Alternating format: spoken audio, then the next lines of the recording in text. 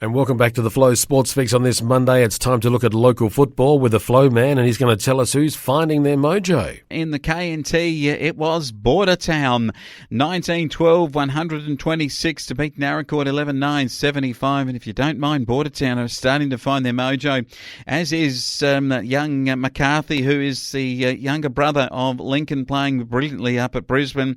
Well, his brother is also nailing it with a terrific 4 goals and some classy football for the Bordertown Roosters. Meanwhile, Keith 15-11 over the top of Pathaway 9-8. A magnificent win here by the Keith Crows.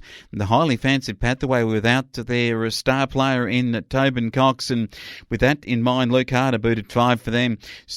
Big Simmons booted 4, and Capurso and Johnson and Schreiber, very good players for Keith, and say mount a challenge for premiership glory in 2021. I'll tell you what, Border Districts beat Kaibi Bowlight 9-7, 61-5. 12-42, and what will be, I think those two sides will finish in the lower part of the ladder, but a dour clash, that is for sure, between two old rivals. And how about this, Mundalla 15-7, 97 to Lucendale 7-14, 56. The Moots, they certainly are back to some really good form after losing 2 weeks ago to Kingston. Dowling with 5 for the Moots, and Luckett, Redden and Dowling the better players, and Jones and Clark amongst the goal kickers for Lucendale, and Milne and T. Logan, they're better players on the day. Finally, it was Kingston 11-11, 77 to Penola 6-8, 44. And if Kingston's Ben Warner isn't an early season favourite for the Virgo medal in the KNT, then I reckon I'm not the very good judge of country football. What about these other results that happened across the southern part of the state? Let's head towards the results in the Mallee. Penaroo continued their top of the table form with a massive win over Karoonda, 14-21, 105 to 2-7-19.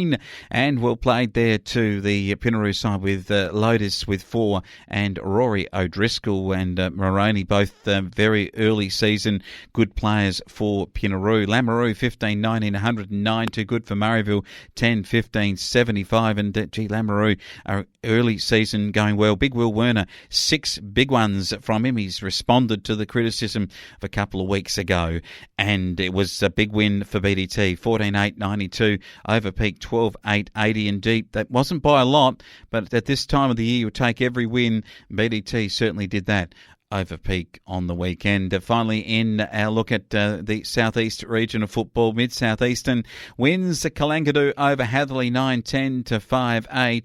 Was a nice performance too by Port Macdonald, 38-18 to beat Nangwarry 4-6. And on the score sheet, 13 players scored a goal for Port Macdonald at some point in that match over the hapless Nangwarry. And a big win for Tananoola, 10-5 to beat Mount Burr 6-11, while Robe, 20 goals, 17, 137 over Glencoe, 4-4, 28. That is a massive senior football win by the Robe side. Dean with 5, Francisco 4, and Pettit, Wachtel and Zed Dean were the better players for the Robe Roosters, who won the reserves in a cliffhanger, got up easily by 10 goals, 10 or 70 points in the under-17s, and in the junior Colts, it was the Robe Roosters getting up 9-7 to 1 goal for another big win on the weekend. More big wins on the way as we now look at interleague players. We cross the border into Victoria and southern New South Wales. North Central took on Sunraysia in football and netball competitions in interleague.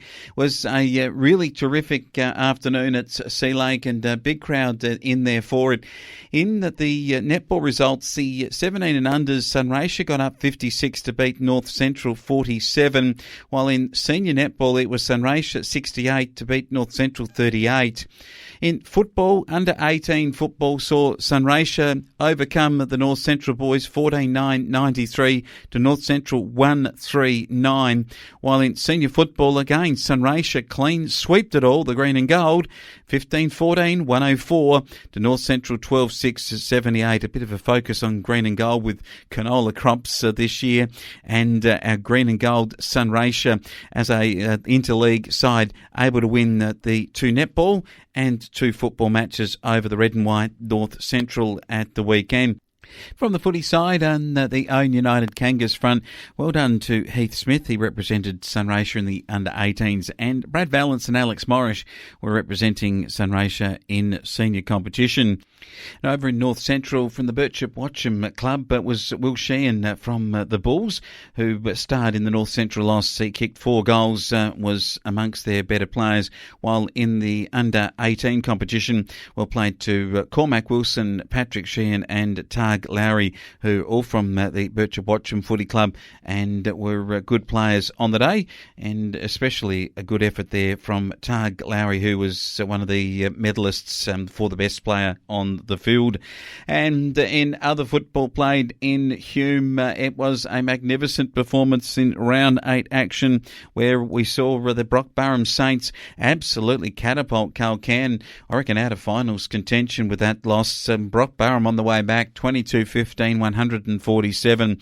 The Lions 9-1-55, and you don't want to get down to Burham Buttock and meet an angry Saints outfit. They certainly pulled off a big win. So did Holbrook, bigger than many would have thought. 20 goals, 21 to the poor old Murray Magpies. 2 behinds, no goals for the whole day. That's a tough outing. Bit of green and gold focus there for Holbrook. It's been a little bit of our morning focus today. How long took on Lockhart in a thriller? Lockhart continued to impress this year. 10-8-68 to How Long, 9-11-65 in a 3-point win to the D's. They are continuing their quest up the top 6.